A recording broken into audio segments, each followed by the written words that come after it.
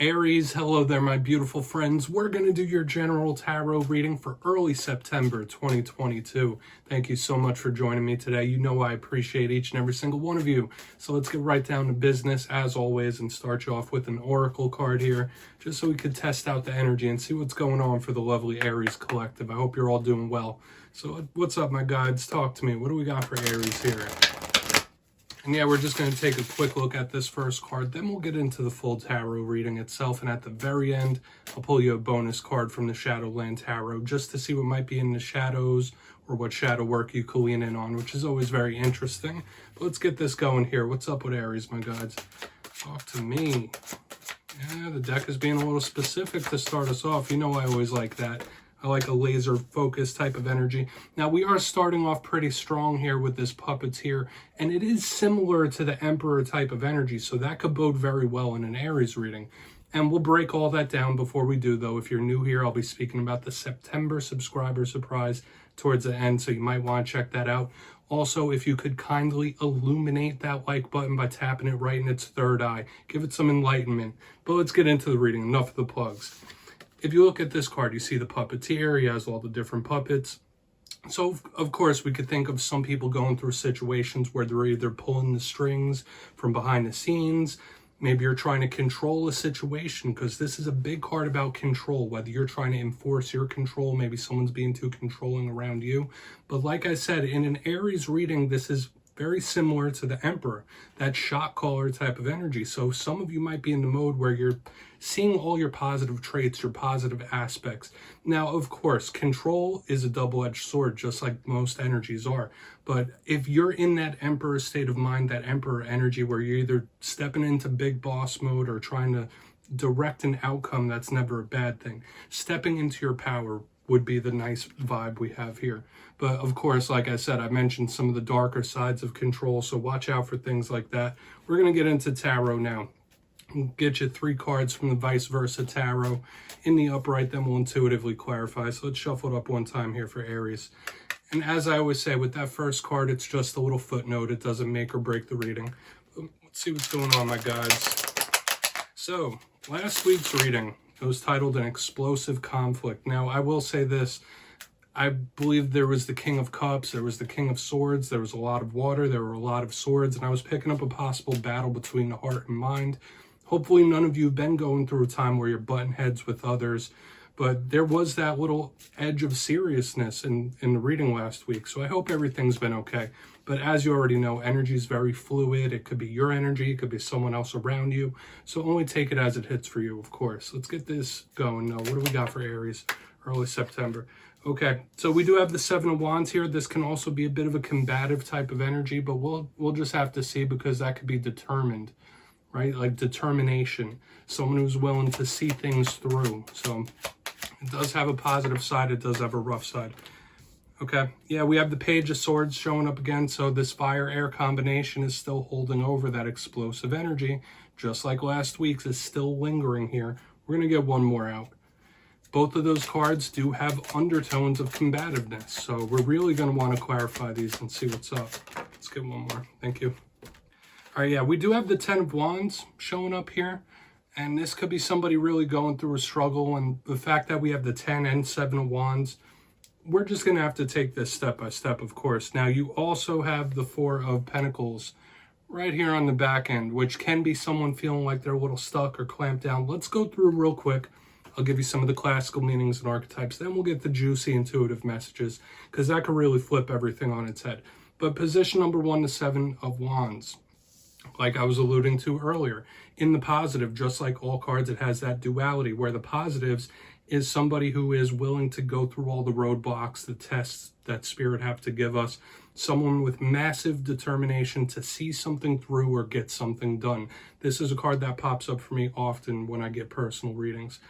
In the negative, this card could be somebody that's feeling trapped, feeling cornered, feeling bogged down. This can represent nonstop conflict or nonstop tests from Spirit. Like I said, this is a bit combative, similar to this Page of Swords right next to it. So we're really going to want to clarify it and see what it's about. Hopefully there's nobody you're connected to that's being more combative than usual. But in the center, we have the Page of Swords. Now, this could simply just represent an air sign, right? Libra, Aquarius, Gemini. This card, like all pages, represent talks, speaking, messages, students learning new things. So there are good energies to this card. The rougher side of this card is he is the spy of the tarot deck. This could be somebody watching. This could be somebody analyzing. And we'll take the route that it could be some sort of conversation, but like I said, very defensive. So this could be somebody who's either on edge or feeling a bit combative. Now, as we press forward to the back end of the spread, we have the Ten of Wands. It's a burdensome type of energy, right? This is somebody with a lot of weight on their shoulders. I always say this could be a warning about your physical health and vitality. And with all this fire and air here, there could be some warnings that we need to take a look at when we clarify. But this could be somebody that's just burning the candle from both ends. This could be Spirit asking you to rest, rejuvenate, take care of yourself with the Ten of Wands. Once again, this is a big card of determination. So somebody who's willing to see something through. So we could get a really good positive undertone in this spread, but there can be warnings. Watch out for the neck, back, and spine when this shows up as well for your physical body. In its worst sense, the Ten of Wands, aside from that burdened, heavy feeling, could be somebody that's holding a sense of guilt for whatever reason. But moving right here to the bonus. Now, this won't get clarified. We have the Four of Pentacles. Like I said, this could be a clamp down type of energy, something that's a little tough, a little immovable, especially since it's right next to this Ten of Wands. You might be set in your ways. There might be somebody that's acting a bit stubborn, one-track minded type of vibe. In its worst sense, the Four of Pentacles could be somebody that's feeling a bit jealous, feeling a bit clingy to something. In its positive sense, it could be somebody that's saving, very prudent. So there's positive and negative here. Let's dive deeper on this, Aries. Let's jump in and clarify. So let's get one good shuffle, my gods. Talk to me. What do we got for my Aries friends? Interesting. So yeah, we're definitely getting undertones from the last couple of weeks, that's for sure. Let's get these clarifiers going. And yes, this is where I go intuitive with the message, which means I just tell you how it feels to me. So feel free to do further research or rely on your base knowledge of tarot, because as you know, every single reading is about the reader's interpretation, and I'm just giving you mine. Let's go in on the Seven of Wands. And also, if you read tarot yourself, please feel free to play along. That's why this box is here. If you're feeling any messages from this spread that you want to give to Aries, you could just drop it down below. I don't mind. So what's up with the Seven of Wands, please? I'm just going to keep it moving, keep breezing through here. Okay. Ten of Pentacles in reverse, and this is giving me a very interesting type of vibe here. Now, remember, when I go intuitive, I don't always go with the classical meaning. Some of you might feel like there's a goal that's a little bit out of reach, right? Or you might have someone around you that feels like something is just out of reach, or there's a goal that's not attainable, because this is technically the 10 Pentacles in reverse. I would also say this is a huge warning about conflict within the family unit. So there's a definite warning about conflict with the people that are closest to you. So I would take heed in that. So the main two messages, like I'm feeling, please don't lose hope in the future, because this could be like something that's off in the distance. If you might be feeling that something's a little out of reach, or this could be someone you're connected to, try to watch out for pessimism and stuff like that. But the main vibe, like I said, it could be a warning about conflict with those closest to you. So those are the main two vibes. We're not going to get hung up here. We're going to keep it moving. So let's see what's up with that Page of Swords. Okay, because this could all resolve itself as we move through. Remember, the Seven of Wands is a card of determination. So even if something does feel like a little out of reach, keep pushing. So why is this Page of Swords here? Interesting stuff, Aries. Okay, yeah, we got the King of Cups, aka Kyle of Cups, in reverse here. So remember with this deck, the vice versa tarot, if you are not familiar, instead of doing reverses, it has a front side and back side. We have the King of Cups in reverse here. So this could talk about issues with a water sign you're very close with. He is the realm of emotions. So this could be somebody that's a little upset, a little angry, a little mad in the middle. Like I said, this Page of Swords is very defensive. It's combative. And with this King of Cups in reverse, it's absolutely somebody who's in their feelings about something, a little upset or angry. So watch out for these vibes in the coming days and weeks. This could be somebody that's upset. Okay, but I'm getting the main vibe that it's somebody who just has their feelings a little hurt. okay? Or somebody trying to protect their feelings in some kind of way. I don't know if you've been hurt recently or you're scarred about something. You might be trying to protect yourself going forward and putting up that wall. We're going to keep moving here. I'm not going to like spend too much time here, but there's a warning here about your emotions, right? Like this is somebody who has like soured emotions. They're a little upset in their feelings. So we're just going to keep it moving. For some of you, if it's in regards to love, this is big skepticism in the love life, in the love realm. So maybe some of you are just in that mode where you're like, I'm good as is. We're going to keep moving over to that 10 of Wands. Then we'll do a quick recap before we get into the shadow card. Interesting reading. So why is this 10 of Wands here for Aries?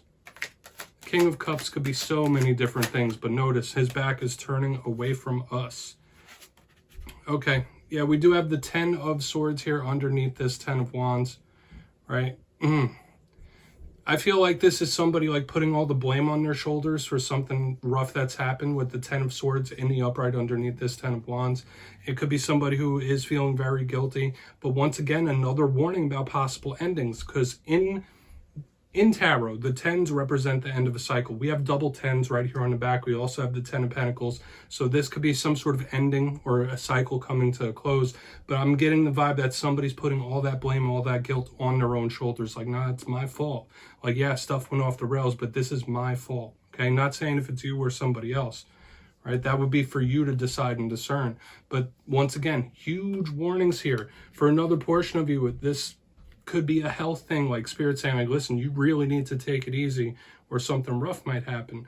And with the fire air combination, like we've been seeing for a couple of weeks, big warnings, like pretty much straight through the board this week, Aries. I'm not gonna fluff up the reading for you. I'm just gonna keep it real with how I see it. Let's go through and do a quick recap, because I know there's like a lot of different things and details going on here.